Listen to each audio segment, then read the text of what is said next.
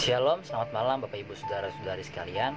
Pada malam hari ini kita akan kembali mendengarkan firman Tuhan yang terdapat dalam Mazmur 119 ayatnya yang ke-119 yang berbunyi, "Sebagai sanga kau anggap semua orang fasik di bumi, sebab itu aku mencintai peringatan-peringatanmu." Nah, di sini kita ditekankan kembali untuk lebih mencintai firman Tuhan, peringatan-peringatan Tuhan. Nah, di sini juga Tuhan memaknai orang yang fasik itu seperti sanga. Nah, mungkin sanga ini baru pertama kali kita dengar ya.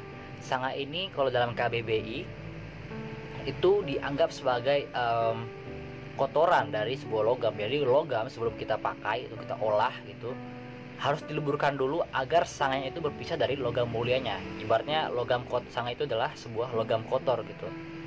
Jadi kalau kita ingin menggunakan mengolah logam mulianya, kita harus masukkan dia dulu ke dalam peleburan untuk memisahkan logam kotornya dengan logam mulianya.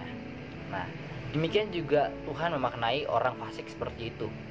Nah, orang fasik itu nantinya dalam sebuah peleburan akan dipisahkan dari orang yang benar gitu. Jadi orang fasik itu seperti sanga, yaitu sebuah kotoran yang nantinya akan dibuang gitu. Nah, itu mengapa di sini Daud mengatakan sebab itu aku mencintai peringatan-peringatanmu. Nah, karena ada orang fasik tersebut, Daud mengatakan sebab itu aku mencintai peringatan-peringatan Tuhan. Nah, harusnya kita juga seperti apa yang Daud katakan, ya kan? Mungkin orang fasik, orang-orang berdosa itu kadang kita lihat enak juga hidupnya gitu, ya kan? Kok dia bisa menikmati hal-hal duniawi gitu. Nah, tapi kita di sini diajarkan untuk lebih mencintai firman Tuhan. Nah, jadi ada beberapa hal yang ditekankan dalam firman Tuhan ini. Nah, mungkin kita memahami orang yang fasik atau orang berdosa itu kayak orang-orang yang jahat saja gitu. Padahal yang perlu kita tahu, orang fasik itu juga bisa melakukan hal yang baik. Nah, yang perlu diingat ialah hal yang baik belum tentu sebuah hal yang benar. Nah, contohnya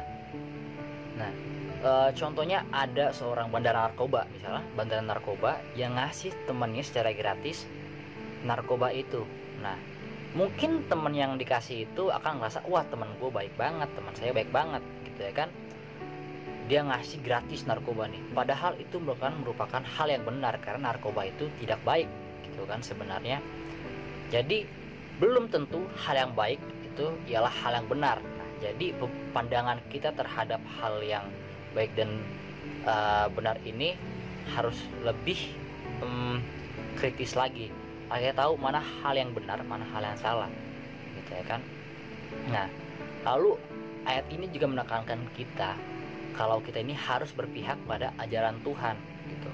Jadi banyaknya tindakan-tindakan orang fasik yang terlihat baik itu mungkin akan membuat kita tergiur terhadap hal-hal tersebut gitu kan.